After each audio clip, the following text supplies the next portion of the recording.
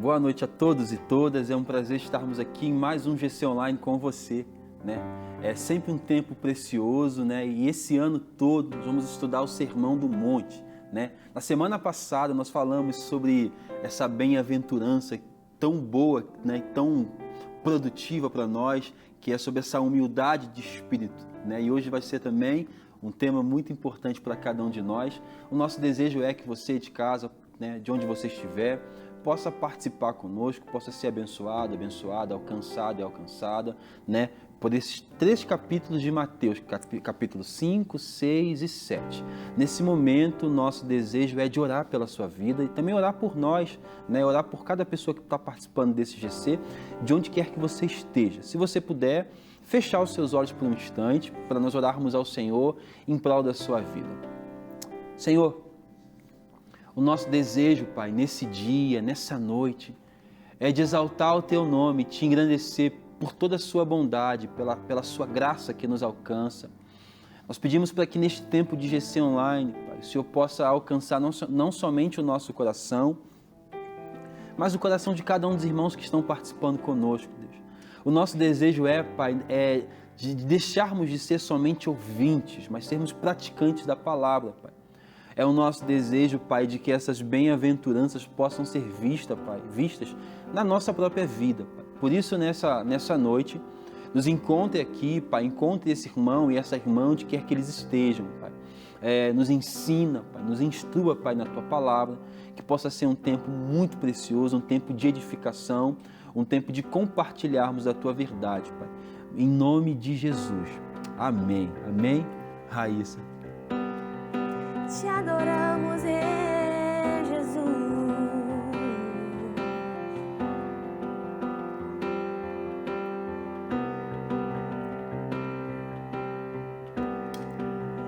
Bem-aventurado é o que está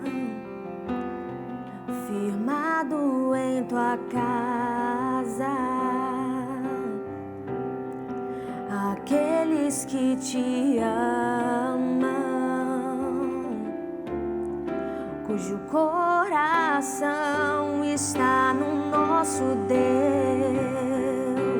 Que teu reino venha sobre nós, queremos tua glória sobre nós. Ouve, ó Deus, nossa oração, Altíssimo, e sara esta nação. É o clamor da igreja que te adora. Ouve, ó Deus, nossa oração, Altíssimo, e sara esta nação. É o clamor da igreja que te adora.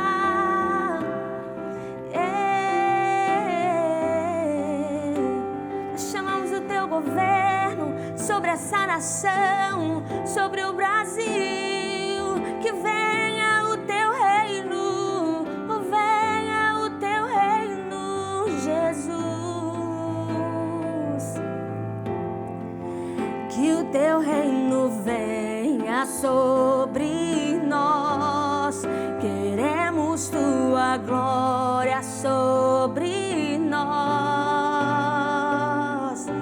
Ouve, ó Deus, nossa oração, Altíssimo, e sara esta nação. É o clamor da igreja que te adora. Ouve, ó Deus, nossa oração, Altíssimo, e sara esta nação. É o clamor da igreja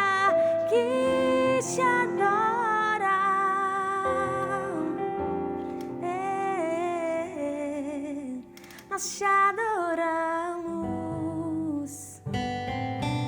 Espírito Santo, Tu és bem-vindo em nossas vidas, Tu és bem-vindo em nosso coração.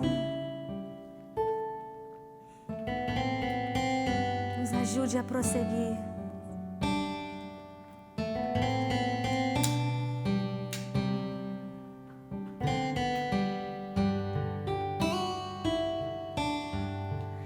Espírito Santo, ore por mim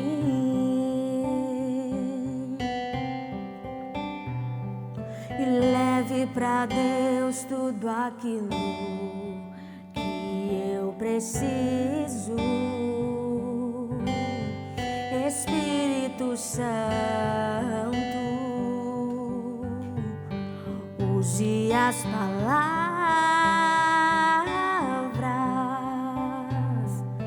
que eu necessito usar, mas não consigo. Me ajude nas minhas fraquezas, não sei como devo pedir. Espírito Santo, vem interceder por mim.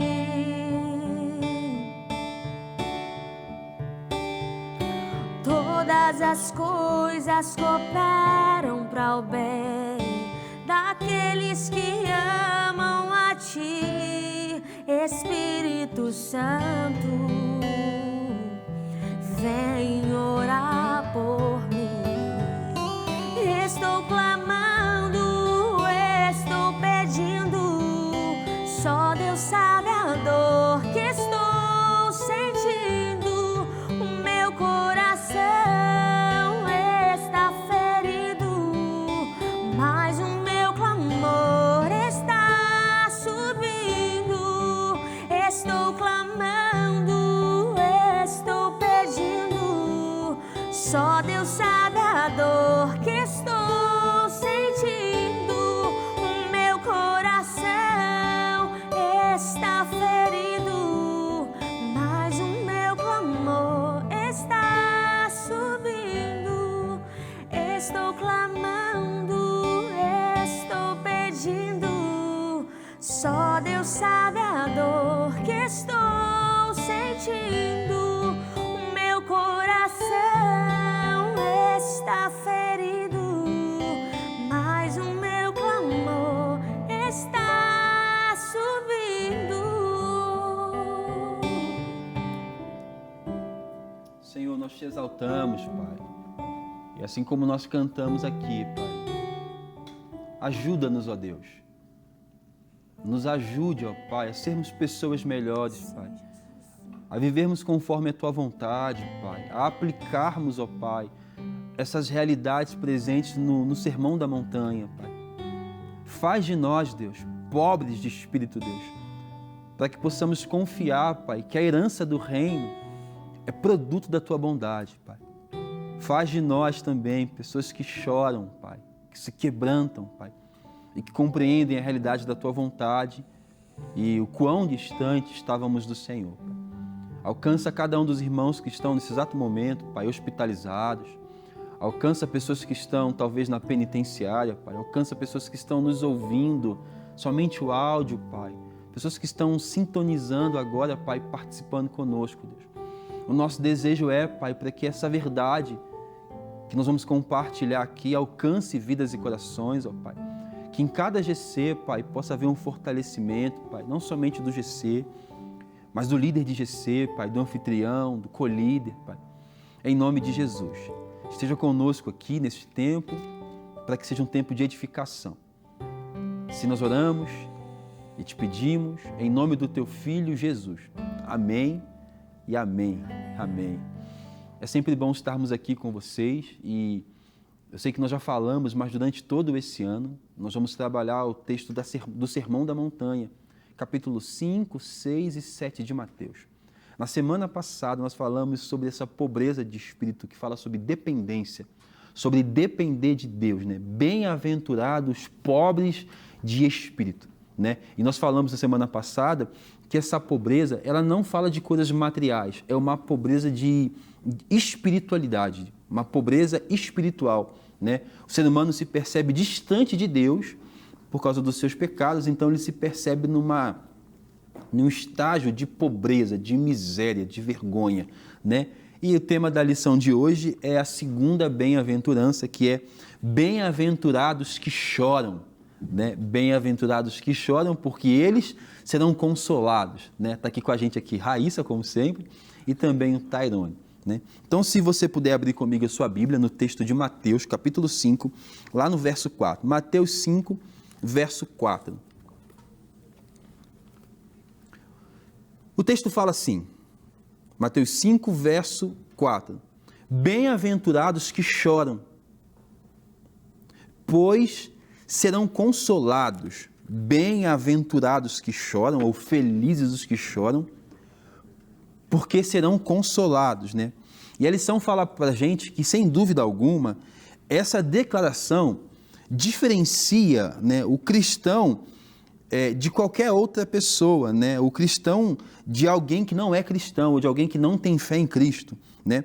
As pessoas que estão distantes dessa fé, elas iriam considerar essa afirmação um tanto quanto complicada. Como é que pode ser feliz aquele que chora? Como é que pode ser feliz aquele que está triste, né? Mas o que o texto fala para nós é que felizes, ou que bem-aventurados, né, são aqueles que choram. O que a gente vai precisar fazer é tentar entender o contexto em que Cristo fala isso, o que ele quer dizer com esse choro, que choro é esse, né? E que promessa é essa também, né? Porque se o Evangelho diz que felizes são os que choram, essa é a verdade, né? A primeira coisa que a gente precisa perceber ou tentar entender é que choro é esse, né? Nos parece que esse choro ao qual Jesus se refere é um choro que tem a sua origem, Raíssa, no arrependimento. Porque a bem-aventurança ou o sermão da montanha, ele segue uma sequência. A primeira bem-aventurança é felizes são os que se compreendem como pobres de espírito. Ou seja, felizes são os que se percebem, os que confessam que estavam distantes de Deus. Esse distanciamento de Deus é o que vai nos levar a chorar. Esse choro é produto do arrependimento, né? Então, uma das possibilidades em que o texto foi escrito é dizendo que aqueles que se arrependem vão alcançar consolo. Aqueles que choram porque compreendem a distância que estavam de Deus, alcançarão o consolo. E aí, Raíssa? Existem vários tipos de choro, né, Rafa? Existem aqueles que choram por uma perca, ou talvez por alguma tristeza profunda, ou alguma adversidade, alguma tribulação. E o foco aí é falar sobre aqueles que choram por arrependimento. E como assim ser bem-aventurado aqueles que choram? São bem-aventurados e são felizes porque eles são consolados. Não porque choram em si, mas porque vem o consolo de Deus após aquele choro. Legal, a gente compreende então por meio do texto que é uma verdade difícil, né? Na verdade, a gente sabe que o Sermão da Montanha é um dos textos mais famosos e conhecidos da Bíblia, mas um dos menos praticados e vividos, né? Porque nos desafia. A nossa fé perpassa por esses textos, né? Mateus 5, 6 e 7, né, nos diz como deve ser a vida deste homem e mulher, dessa pessoa, que agora é um cidadão dos céus. Então, fala assim, olha, feliz é aquele que compreende a sua pobreza e seu distanciamento de Deus. Feliz é aquele que depois, logo após de compreender a sua distância de Deus, chora, né? Então, eu compreendo que eu estava distante de Deus, compreendo essa minha necessidade de depender dele, e isso me leva ao quebrantamento. Por quê? Porque qualquer ação, qualquer ato que eu realize distante de Deus, não faz sentido algum e tende a possivelmente é um pecado e me leva para longe. Então parece que essa bem-aventurança, ela fala que felizes são os que compreendem que são pecadores e que se arrependem dos seus pecados, que enxergam que algumas de suas práticas e forma de viver os levam para distante de Deus. né? Não é somente sobre arrependimento, é também sobre arrependimento. Então, chorar, existem vários lugares no mundo em que o evangelho não pode ser pregado, em que há uma perseguição religiosa. Nesses lugares, os cristãos são perseguidos, eles choram, né? E é bom falarmos, então, que existe uma promessa, não somente para aquele que se arrepende, mas também para aquele que está sendo perseguido em prol do nome de Jesus, né? A gente vai falar um pouco mais à frente, né? Felizes são vocês quando forem perseguidos em prol do meu nome, né? Então, esse choro aqui, que Mateus está relatando acerca do que Jesus está dizendo, é um choro que nasce de uma contrição. Na primeira bem-aventurança, eu confesso o quê? Que eu sou pobre sem Deus, que eu necessito de Deus. Na segunda bem-aventurança, eu estou contrito.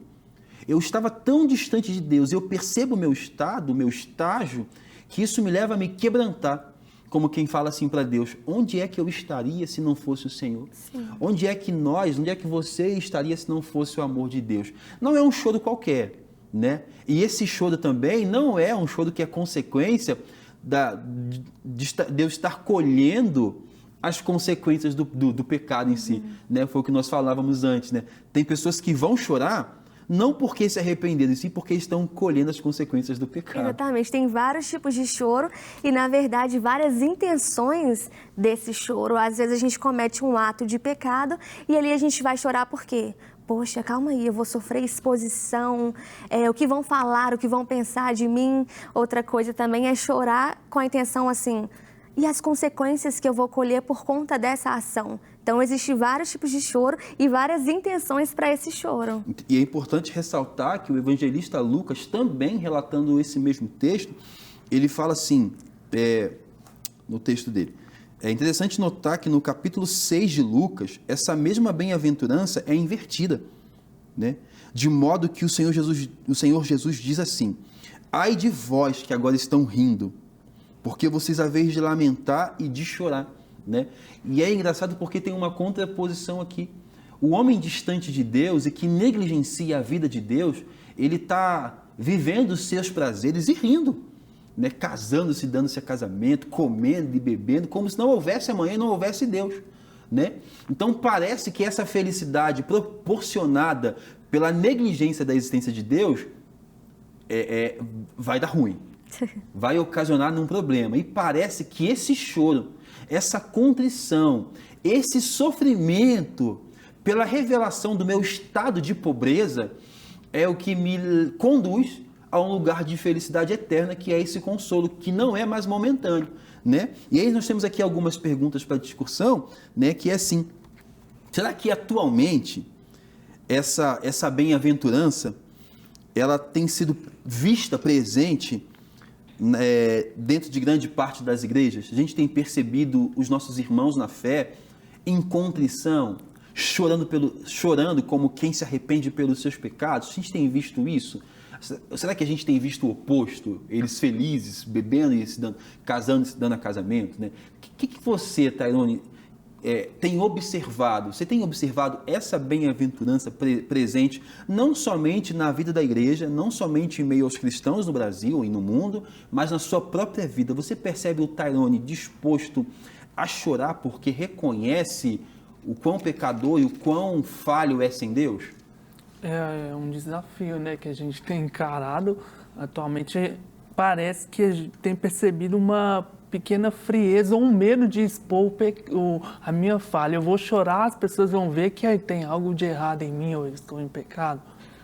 Parece que não é como antigamente, que nos evangelhos, que não tinha aquele problema em expor seu pecado, porque não era o objetivo ali expor o pecado, porque todos somos falhos. Eu acho que eu tenho percebido isso, como é que eu posso usar a palavra? Uma certa frieza? Uma certa frieza, um comodismo, eu acho que... E tem outros fatores também, né, que acaba contribuindo para essa frieza, porque hoje em dia a gente vive com tantas coisas para fazer, ativismo, tantas circunstâncias, tantas adversidades, que se nós não nos atentarmos, acaba que esse choro, esse arrependimento acaba como que eu posso dizer? Acaba que a gente não valoriza mais isso, acaba que a gente não tem mais aquele sentimento, sabe? A gente não tem mais aquele tempo para o devocional, para a célula, então a gente acaba, pode ser que a gente perca um pouco essa intimidade, essa questão, essa intimidade, essa busca que nos leva para perto de Deus, porque esse arrependimento, ele é produzido pelo Espírito Santo. Então, o afastamento de nós, do Senhor, essa falta de intimidade, pode levar também à frieza do coração e aumentar a iniquidade. Exato. Então, a gente consegue viver essa realidade de um coração contrito somente pela obra do Espírito. O Espírito Santo trabalhando nas nossas vidas e corações é o que nos permite perceber o quão falho e quão errantes nós somos e andamos sem Deus. Então é impossível que a gente consiga viver essa realidade de quebrantamento e de choro e contrição se não for por meio de uma relação de comunhão com o próprio Deus, né? Então, às vezes, observando a nossa própria vida, por várias situações, né, talvez a gente vá dizer que a comunidade cristã não é um ambiente agradável para aquele que confessa, para o pecador, e por isso as pessoas cada vez mais vão se escondendo, construindo uma imagem a qual se quer passar. Alguém disse há um tempo atrás que nós já andávamos de máscara muito antes da pandemia, né? Então, esse coração contrito, fala também sobre isso. Você falou uma coisa que é muito importante. Houve um momento em que houve uma reunião, um culto em que eu estava lá, eu já era líder, né, de GC, e eu estava, tem muitos anos isso, eu estava chorando muito ali, porque a palavra tinha falado comigo. A palavra tinha falado comigo. Só que eu era líder. Então eu me recordo que naquela época que eu estava chorando, a minha liderança veio até mim, bater no meu ombro: Rafael, calma, você está se expondo muito. Mas por quê? Né? Então, assim, chorar, antes de tudo, também é um ato de vulnerabilidade. Porque quando eu choro, eu reconheço que talvez algo está além das minhas forças.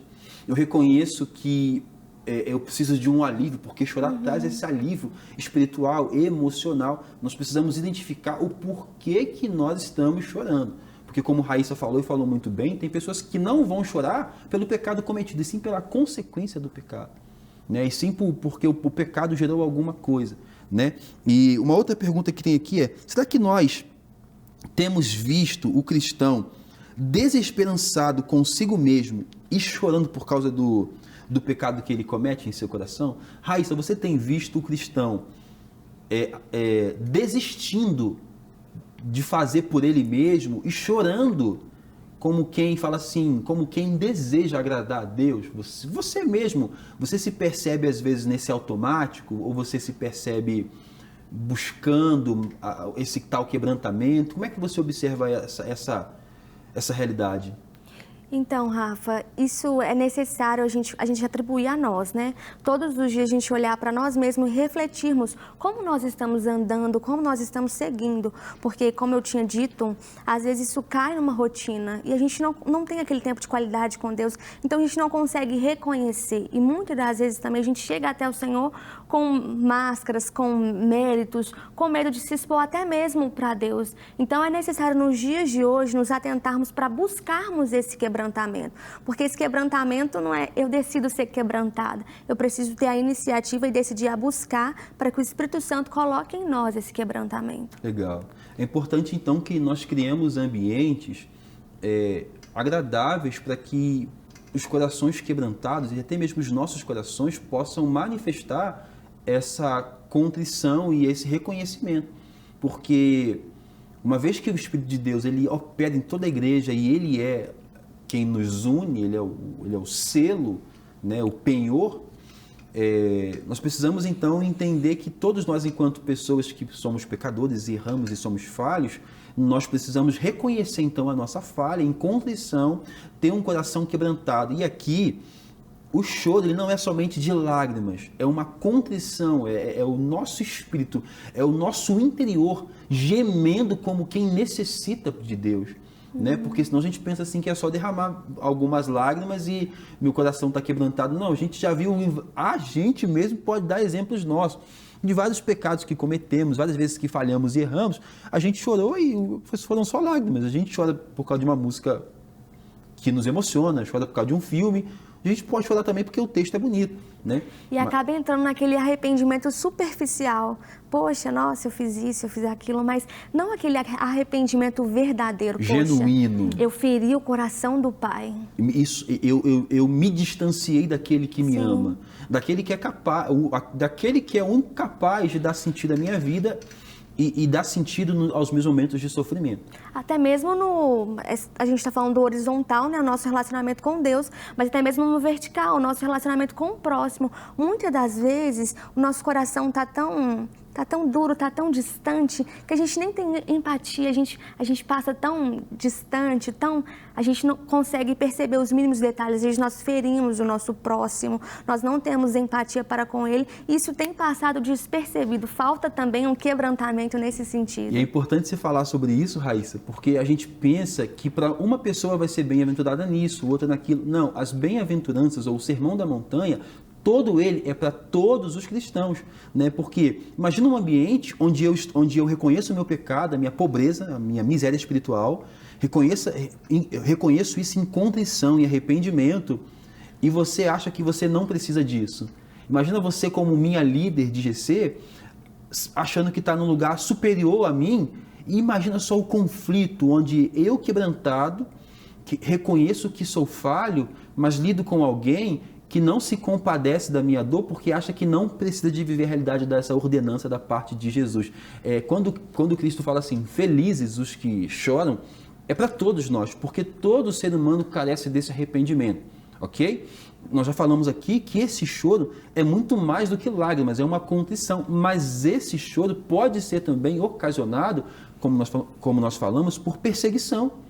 Tem pessoas que choram, e choram também, a partir do arrependimento, choram porque estão sofrendo perseguição, choram porque, talvez também porque estão colhendo o que plantaram, entendeu? Então é importante nós dizermos aqui que essa promessa aqui, acerca do consolo que vai ser dado por Deus, não é somente, é para aquele que se arrepende, e a partir do arrependimento é para aquele que está sofrendo com alguma coisa, seja lá por uma enfermidade, é para aquele que está sofrendo uma perseguição, entendeu? É para aquele que chora. Aqui o sentido de chorar é para aquele que está sofrendo a partir da vida com Deus, a partir da vida com Cristo. Concorda, Tairana? Concordo. E aí o texto fala assim para nós, assim, mais uma questão que a lição levanta para nós é: será que a pregação a respeito do pecado e da necessidade de arrependimento tem se esfriado em meio às nossas igrejas e poucas vezes que o crente é exortado a chorar pela sua condição espiritual? Será que será que nós falamos sobre pecado ainda? E não é somente se nós falamos, é quando nós falamos, o que nós falamos? Porque muitas vezes nós definimos pecado como um ato de ofensa a princípios da tradição e do costume. E antes disso, o pecado é uma ofensa contra Deus. E depois uma ofensa contra o próximo. E depois um ato de revolta pessoal contra Deus e contra o próximo que vai ocasionar um mal contra mim. Entendeu? Então, assim, eu sei que a lição levanta essa questão. Será que nós temos pregado sobre arrependimento e sobre pecado? E se temos pregado, o que a gente diz que é pecado? O que a gente diz que é arrependimento? Porque a gente pode reduzir arrependimento a chorar, a derramar lágrimas, e podemos reduzir pecados a viver uma prática condizente com preceitos da tradição e da religião, que não refletem uma vida com Deus. Não refletem, né? O Sermão da Montanha, ele nos coloca num nível, para buscarmos um nível de espiritualidade que é muito maior do que o proposto pelas religiões da época e pelas religiões de hoje, entendeu? Não é somente ser evangélico, é ser cristão, é praticar aquilo que Cristo praticou e o que Ele espera de nós, né? Então, o que você percebe, Raíssa? Não somente na igreja, mas nos ambientes em que você passa, a gente fala sobre pecado ainda? Existe uma clareza sobre o que é o pecado? Ou o pecado é algo subjetivo, é relativo? O que é pecado para você não é para mim? Então, você tem que se arrepender do que eu não tenho que me arrepender? Enfim. Na verdade, Rafa, assim, a minha forma de pensar é que o pecado, a forma de você conseguir perceber e denunciar aquilo que é pecado, aquilo que a gente está praticando que é errado, vai além do que ser apenas uma doutrina, do que ser apenas regras.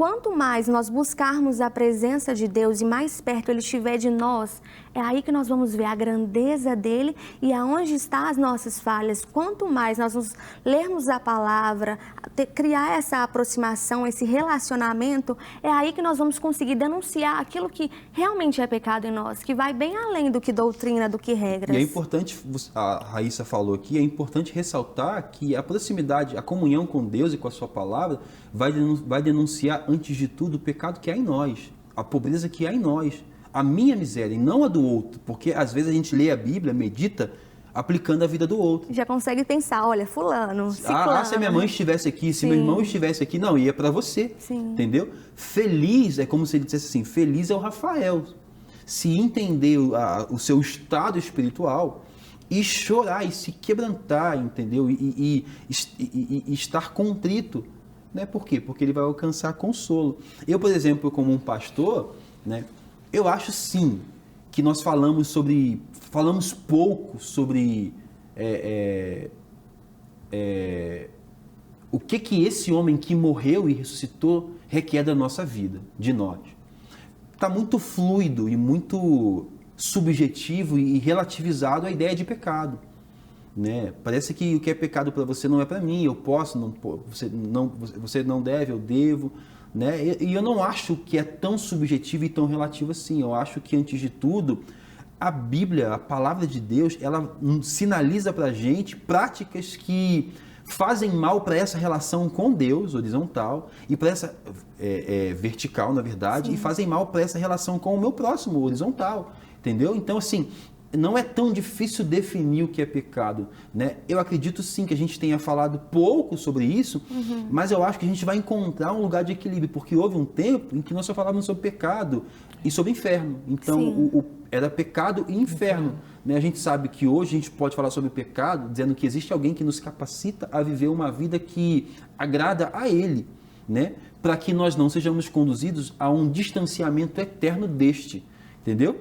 Não mais falar sobre pecado, e até mesmo a pregação sobre pecado hoje, ou o sermão sobre pecado, ele deve ser lido na primeira pessoa. Eu, como um pastor, quando eu prego sobre pecado, eu não prego como se eu estivesse num lugar de privilégio, como alguém que não peca mais. Eu prego como alguém que peca, como alguém que erra, né? E quanto mais humano e quanto mais humanizado eu for na pregação sobre o pecado e sobre a nossa pobreza e dependência de Deus, talvez mais a minha comunidade vai entender que o pastor, ele é tão humano quanto a gente, ele carece tanto do evangelho quanto eu. Então, logo, esse ambiente é um ambiente confortável para que todos nós vivamos esse arrependimento e choremos juntos, né?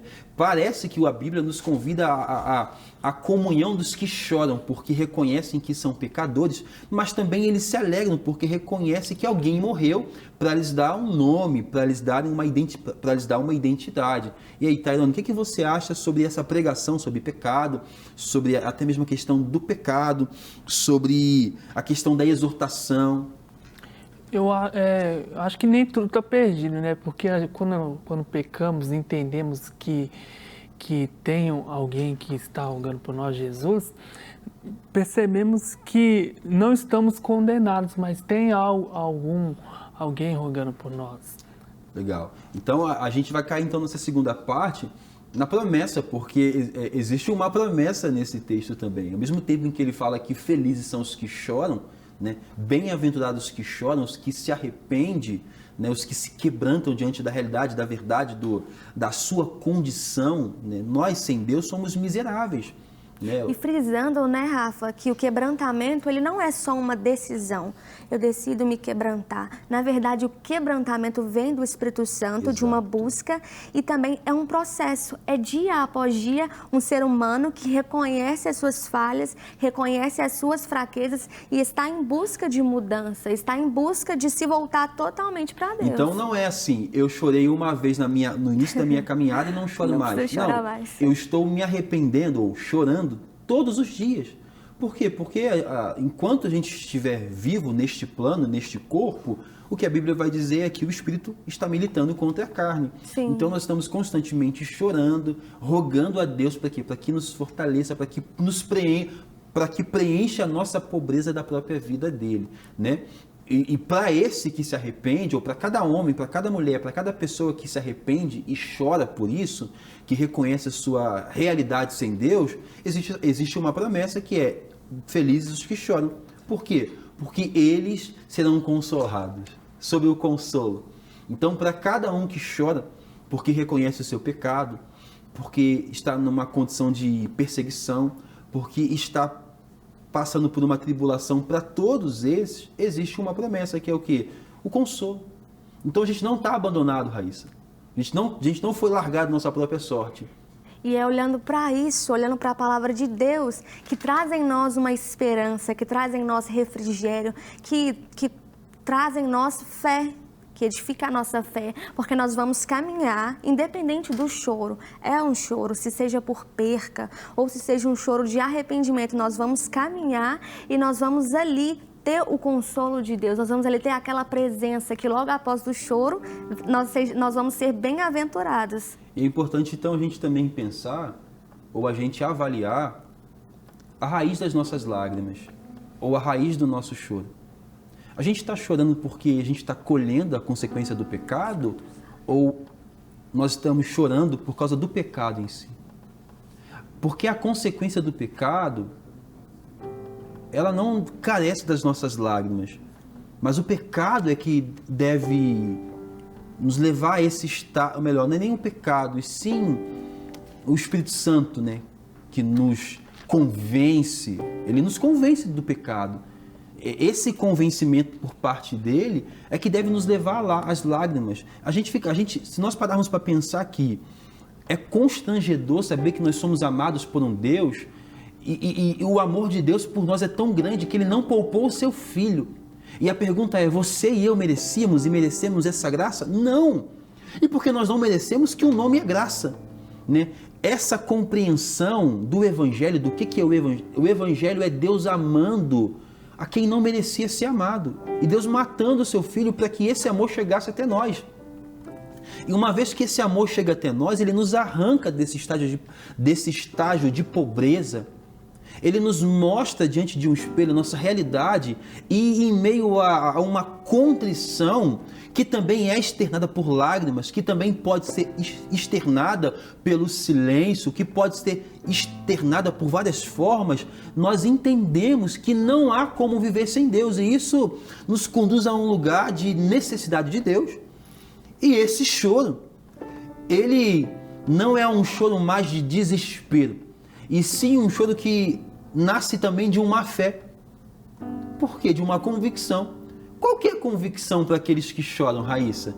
A convicção daqueles que choram é saber que existe um Deus que é maior do que qualquer tribulação, que é maior do que qualquer perca, e de que qualquer limitação que nós, seres humanos, temos, de que qualquer ação que nós tenhamos cometido, é aquele que pode vir e transformar e aperfeiçoar o seu poder em nossas fraquezas. Então, para aqueles que choram, existe um consolo. Esse consolo é Jesus. Para aqueles que choram a partir do arrependimento, existe um consolo. Para aqueles que choram porque estão sendo perseguidos, existe um consolo. Até mesmo para aqueles que choram porque estão colhendo o fruto do seu pecado, existe um consolo. Para aqueles que choram, existe um consolo. E é bom falar sobre chorar porque Jesus chorou. É bom falar que nos é permitido chorar. A gente não tem que ser forte o tempo todo nessa caminhada. A gente pode ter momentos de quebrantamento, de choro, né? Bom é que esse momento de choro e de quebrantamento seja ao lado daquele que pode não somente nos consolar, como enxugar as nossas lágrimas, né? Citando Paulo, todo esse sofrimento do tempo presente não pode ser comparado com a glória que há de ser revelada, né? Se eu pudesse perguntar para você que está participando com a gente, eu perguntaria assim: por que você tem chorado? O que tem te conduzido à contrição? Quando a Bíblia fala assim que Deus não rejeita um coração quebrantado, o que é esse quebrantamento? O que é quebrantamento? Né? Talvez quebrantamento seja um ato de reconhecer a nossa extrema necessidade de Deus e o quão miseráveis somos sem Ele.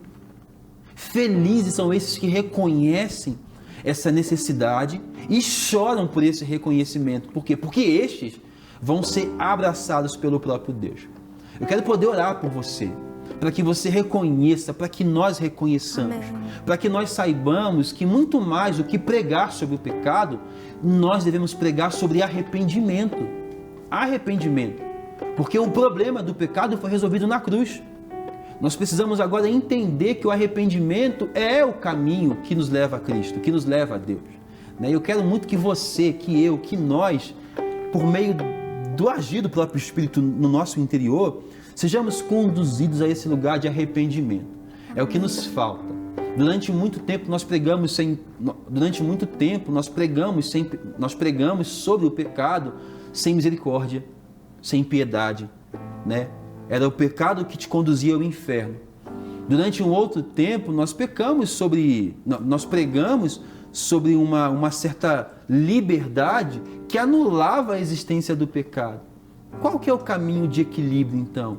É pregarmos sobre um homem que tem poder para nos fazer vencer a nossa natureza, para nos conduzir a um lugar de contrição, de arrependimento, de choro, de pranto, né?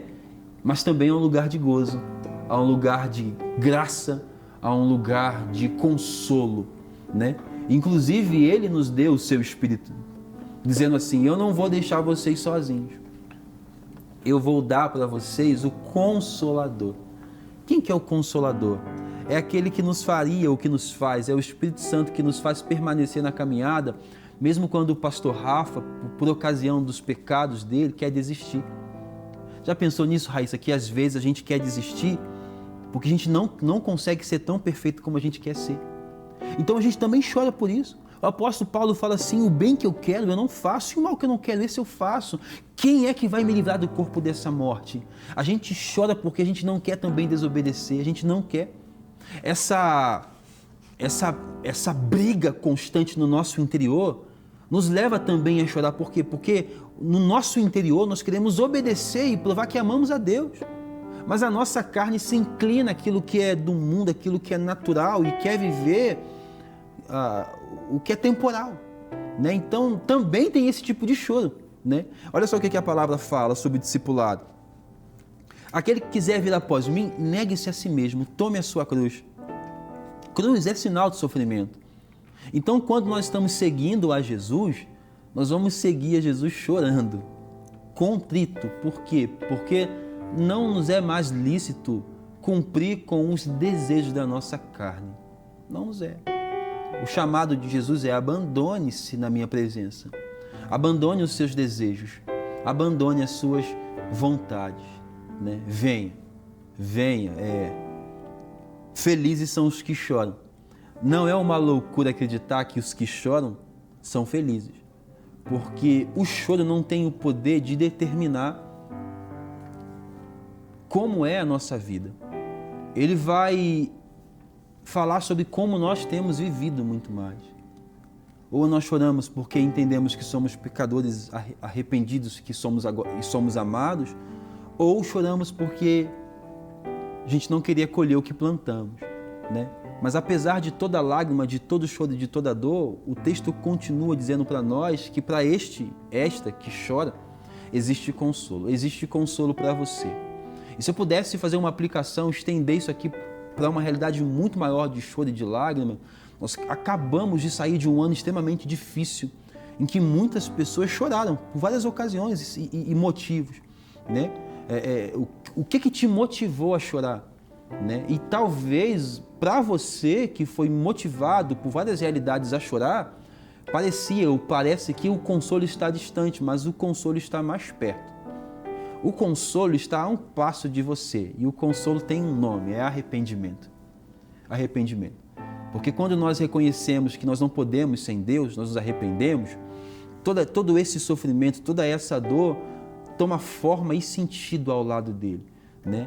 Os que estão ao lado de Jesus sofrem sabendo do final da história, e o sofrimento toma sentido. Eles não sofrem como se tivessem sido pegos de surpresa por algo. Eles sofrem sabendo que existe um plano, e que no final, ou que em algum lugar desse plano, além de enxugar dos olhos toda lágrima, Ele vai nos dar o consolo também. Eu quero orar por você então. Por favor, da sua casa, de onde você estiver, feche os seus olhos por um instante. Senhor, a Tua palavra nos diz que felizes são os que choram, bem-aventurados os que choram, porque eles vão encontrar descanso, porque eles serão consolados, na verdade. Haverá alguém que nesse momento de contrição vai cuidar desses que choram, Pai. E o nosso desejo é de orar por esse irmão, por essa irmã que está participando com a gente, Pai, que talvez, ocasionado por vários motivos, tem chorado e tem sofrido. O nosso desejo é, Pai, que esse irmão, que essa irmã acreditem que existe um consolo bem presente na hora do choro. Existe um consolo bem presente para esse dia mal. O nosso desejo é não somente para que esse irmão, mas também para que nós, ao reconhecermos nossa pobreza espiritual, possamos cair de joelhos diante daquele que pode não somente enxugar as nossas lágrimas, mas nos conduzir a um lugar de consolo eterno. Em nome de Jesus. Raíssa.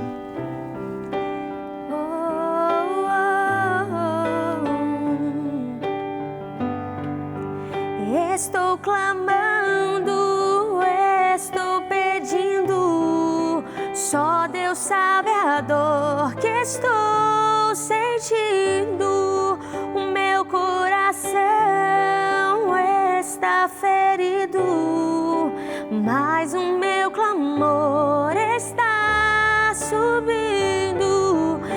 Estou clamando, estou pedindo, só Deus sabe a dor que estou sentindo. O meu coração está ferido, mas o meu clamor está subindo. Amém.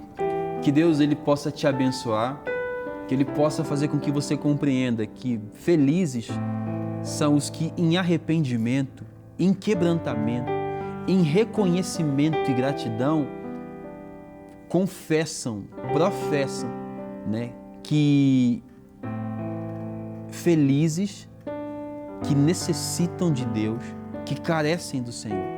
Que Deus te permita perceber ou viver essa realidade, não somente do quebrantamento, mas a nossa oração e o nosso desejo é que ao longo desse ano você possa contemplar e desfrutar dessa bondade. O nosso desejo é que você perceba Deus cuidando de você, te consolando, Que o Consolador, aquele que está ao nosso lado para amenizar as nossas dores, possa estar com você. O nosso desejo é que essa bem-aventurança não seja somente um texto bonito, mas seja algo vivido, visto através da sua vida. Que você não tenha medo de chorar, que você não tenha medo de ser vulnerável, mas que a raiz do seu choro seja o reconhecer que Deus, o que Deus fez por você, fez por nós. É esse reconhecimento do que Deus é, de quem Ele é, do que Ele pôde fazer, do que Ele pode fazer, é o que tem que nos levar a esse choro, a esse quebrantamento. Que Deus permita com que você seja grato e grata a Ele. Que Deus permita com que você pergunte para Ele onde é que você estaria se não fosse o amor dEle. E o amor de Deus nos capacita a nos arrepender para revelarmos a Ele que nós amamos a Ele. Para revelarmos aos outros também que nós amamos a Deus, E também para termos paz conosco. Que Deus te abençoe, que Deus guarde a sua vida, que Deus Ele se faça presente nesses momentos de dificuldade, de choro, de lágrima e de dor. Que Deus tenha sempre uma palavra pronta ao seu coração e que Deus Ele possa te capacitar a ser vulnerável na presença dEle. E que, acima de tudo, que Deus possa te capacitar a dar glória ao nome dEle, quer na lágrima, quer nos dias felizes, quer em qualquer momento da sua caminhada, que você consiga glorificar a Deus. Uma ótima semana, Deus te abençoe, em nome de Jesus. Estou clamando, estou pedindo, só Deus sabe a dor que estou sentindo. O meu coração está ferido, mas o meu clamor está subindo. Estou clamando, estou pedindo, só Deus sabe a dor que estou